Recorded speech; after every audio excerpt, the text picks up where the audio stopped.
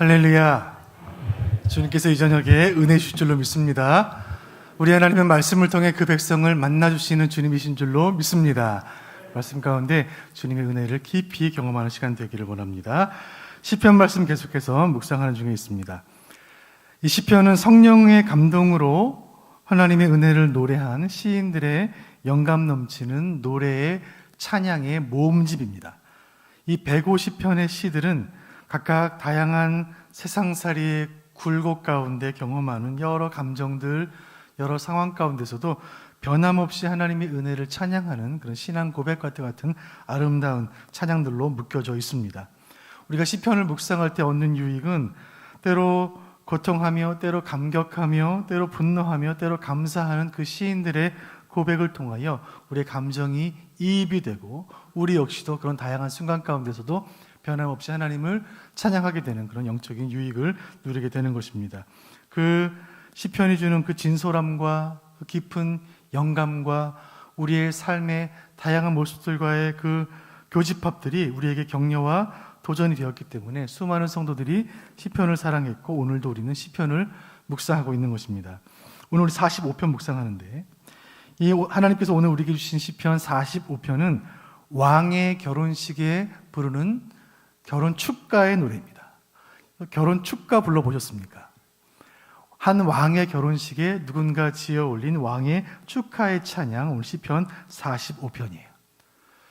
이 결혼식을 올리고 있는 왕이 누구인지에 대해서는 명확하게 나타나지는 않습니다. 다만 다윗의 시대의 한 왕이었을 것이고, 그렇다면 이스라엘의 최고 전성기 때에 이스라엘 왕위의 자리에 올랐던 한 왕의 결혼식일 것이라 추측해 볼 수 있습니다. 왕의 신부는 외국의 공주였습니다.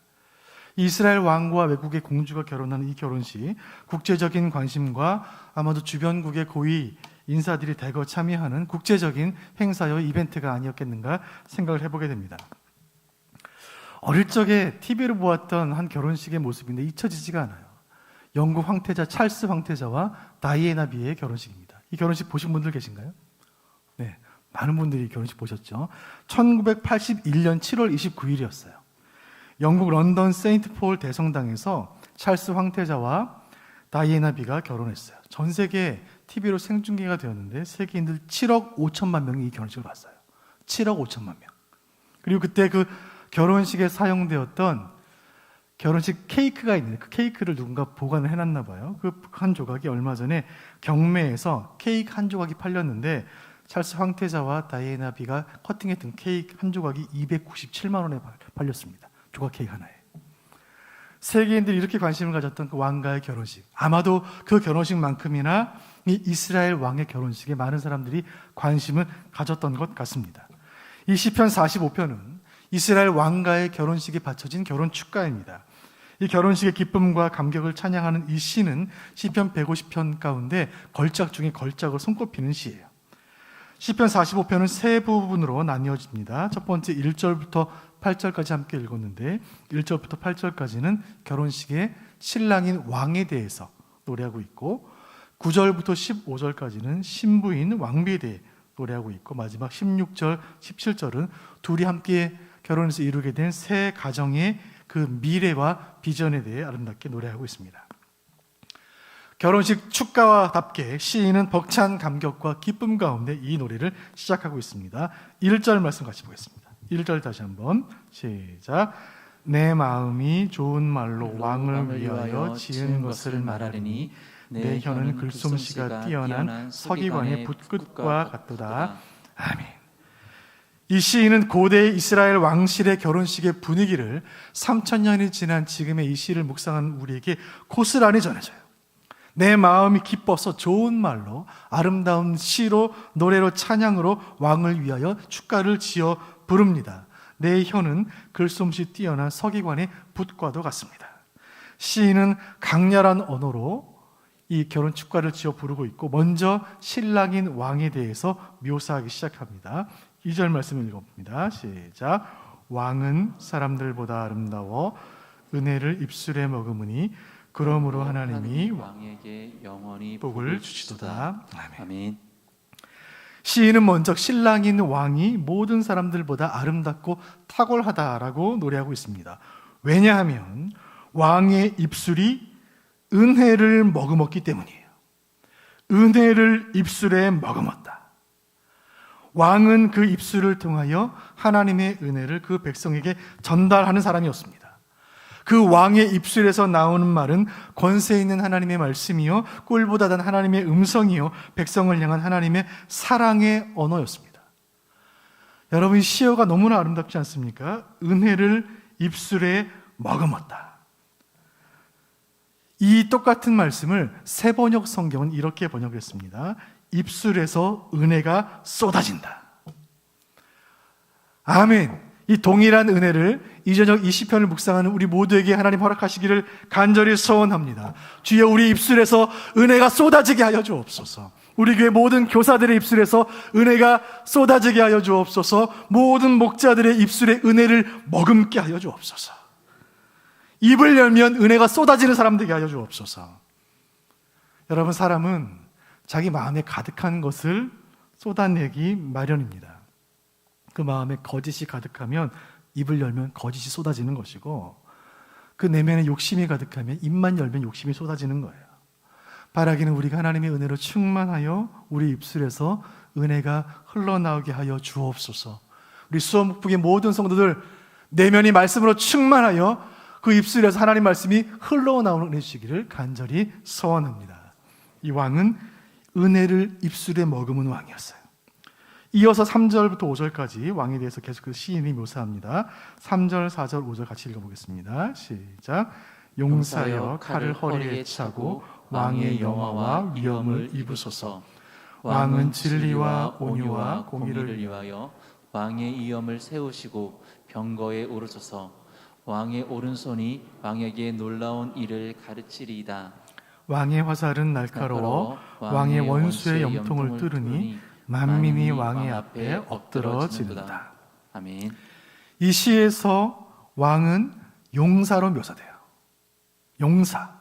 이 왕은 이스라엘 군대를 이끄는 총사령관이 되어 전쟁의 선봉에 서서 칼을 차고 전쟁을 이끌며 적들을 물리치는 전쟁의 지도자로 묘사되고 있습니다.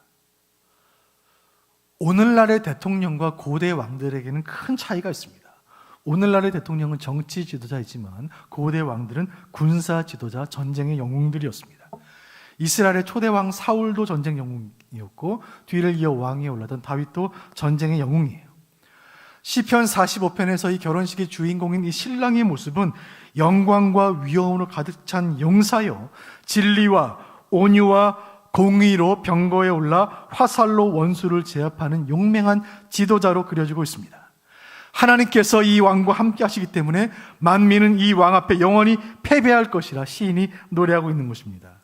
이 왕에 대한 이 시인의 묘사는 궁극적으로는 만왕의 왕으로 오실 예수 그리스도를 통하여 성취되게 될 것입니다. 우리 예수님은 마태복음 11장 29절에 예수님 말씀하신 그대로 나는 마음이 온유하고 겸손하니 하신 것처럼 우리 예수님은 부드럽고 온유하시고 자비로우신 분이세요. 하지만 동시에 시편 45편이 묘사하는 것처럼 우리 주님은 또한 정복자가 되십니다. 허리에 칼을 찬 용사요 위엄 넘치는 왕이요 병거에 올라 적진을 누비며 적을 괴멸하시는 승리자로 오실 것이다. 우리 주님은 그 화살로 원수의 심장을 겨누는 악의 정복자로 오시리라. 우리 예수님 십자가에서 사단을 무찌르시되 완전히 무찌르셨기 때문에 사탄은 회생불능 상태에 이른 줄로 믿으시기를 바랍니다. 그 예수님의 승리의 선포 요한복음 16장 33절 담대하라 내가 세상을 이기었노라. 승리하신 예수님께서 오늘 시편의 말씀을 함께 나누는 우리 모두에게 승리를 허락해 주실 줄로 믿습니다. 사랑하는 수원목북의 교우 여러분, 영적 전투에서 승리하시길 바랍니다.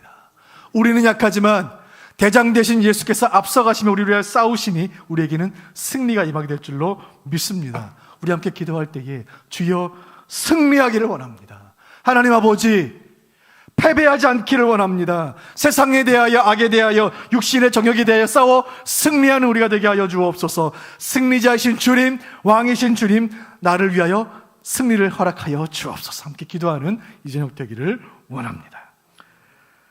이어서 7절 말씀에 제가 읽어드립니다. 왕은 정의를 사랑하고 악을 미워하시니 그러므로 하나님 곧 왕의 하나님이 즐거움의 기름을 왕에게 부어 왕의 동료들보다 뛰어나게 하셨나이다. 이 결혼식의 주인공인 이 왕은 세상의 방식으로 다스리는 사람이 아니라 하나님의 방식으로 나라를 통치하는 사람이다라고 찬양하고 있습니다.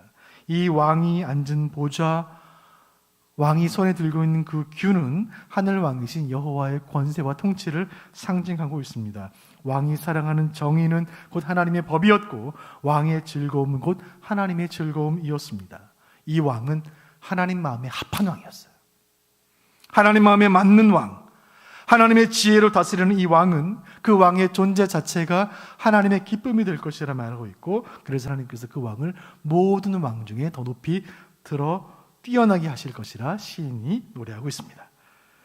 8절은 그 왕이 입은 예복에 대해 말합니다. 8절 같이 읽어보겠습니다. 시작. 왕의 모든 옷은 몰약과 침향과 육계의 향기가 있으며 상하궁에서 나오는 현악은 왕을 즐겁게 하도다. 아멘.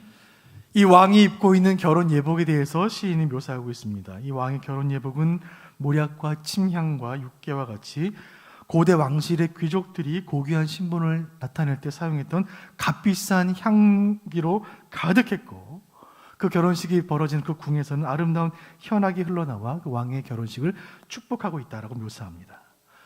이렇게 8절까지 신랑의 왕에 대해 묘사를 마친 이 시인은 시선을 돌려 왕후에 대한 찬가를 이어가고 있습니다. 이 위대한 왕과 결혼하게 되는 신부는 누구인가? 왕후가 될 이 여인은 어떤 여인인가? 9절 말씀 봅니다. 제가 읽어드립니다. 왕이 가까이 하는 여인들 중에는 왕들의 딸이 있으며 왕후는 오빌의 금으로 꾸미고 왕의 오른쪽에 서도다. 이 왕의 오른쪽에 서 있는 이 사람, 이 신부가 이 왕후가 될 여인입니다. 그는 다른 나라의 공주였어요. 이 여인은 보석으로 찬란하게 꾸며진 장신구와 옷을 입고 위대한 왕의 우편에 서 있는 보석처럼 반짝반짝 빛나는 신부의 모습을 시인이 노래하고 있습니다. 결혼식의 주인공은 신랑이 아니고 주례 목사님도 아니고 신부입니다. 신부는 인생 최대의 화장과 아름다운 옷으로 자신을 준비하는 거예요. 여러분, 스드메를 아십니까? 스드메, 요즘 젊은 신부들이 결혼식 준비할 때 스드메, 스튜디오, 드레스, 메이크업 앞에다 스드메라고 합니다. 결혼식을 아름답게 준비하기 위해 가장 화려한 모습으로 자신을 나타내기 위해 화려하게 장식된 스튜디오, 또 드레스, 메이크업, 신부 화장으로 자신의 아름다움을 뽐내는 거죠. 화려하게 장식한 이 고대 공주의 신부의 모습은 오늘날 대한민국 신부 화장은 비할 바가 아니에요. 상상 못할 화려한 옷과 장신구와 화장으로 자신을 꾸민 고대 왕실의 그 신부의 모습을 상상해 보세요. 이 모습을 통해 우리 영적인 교훈을 얻습니다. 영적인 의미에서 신부의 아름다움은 겉모습이 아니라 내면에 있는 줄로 믿습니다. 성경은 성도인 우리를 그리스도의 신부라고 말씀해요. 우리 신랑이신 예수님은 우리 신부인 우리의 겉모습이 아니라 우리가, 그분의 신부인 우리가 석 사람이 아름다운 자가 되기를 원하고 계시는 줄로 믿습니다. 석 사람이 아름다워야 돼요. 두 사람이 결혼하려면 서로를 사랑해야 합니다. 주님이 우리의 신랑이시고 우리가 그분의 신부인데, 여러분, 우리가 주님을 사랑해서 신부가 된 것이 아니에요. 우리가 주님을 사랑하면 얼마나 사랑하겠습니까? 주님 우리를 위해 목숨을 버리셨는데, 여러분, 이 땅의 수많은 크리스찬들 가운데 주님을 위해 목숨을 버릴 수 있는 사람 몇 명이나 되겠습니까? 우리가 주님을 사랑해서 주님의 신부가 된 것이 아니라 주님이 우리를 사랑하시기 때문에 자격 없는 우리가 주님의 신부가 된 줄로 믿으시길 바랍니다. 주님, 우리가 그리스도의 신부가 되었으니 그리스도의 신부로서 부끄럽지 않게 하여 주옵소서. 주여, 우리의 내면이 하나님 보시기에 아름답게 하여 주옵소서. 주여, 우리 영혼이 순결하게 하여 주옵소서. 주여, 우리가 그리스도의 신부가 되었으니 한눈 팔지 않게 하여 주옵소서. 땀만 품지 않게 하여 주옵소서. 영적으로 정결케 하여 주옵소서. 결혼은 서로 다른 두 사람이 하나가 되는 것입니다. 우리가 예수님의 신부가 되었다면 예수님과 하나가 된, 예수님과 연합하게 된 줄로 믿습니다. 주여, 우리가 주님과 연합하게 되었으니 주님의 인격이, 주님의 성품이 나의 인격과 성품이 되기를 원합니다. 간절히 기도하는 우리가 되기를 원합니다. 이제 시인은 신부를 향해 말합니다. 10절, 11절 제가 읽어드립니다.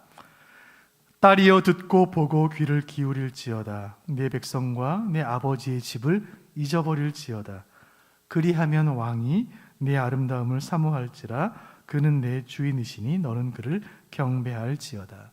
시인이 신부에게 말합니다. 신부여, 그대는 다른 나라에서 이 나라로 시집을 오게 되었으니 이 순간부터 그대의 백성과 그대 아버지의 집을 잊어버릴지어다. 이제 신부는 가족을 떠나 친정을 떠나 남편과 한 몸이 되는 그런 순간을 맞이하게 됩니다.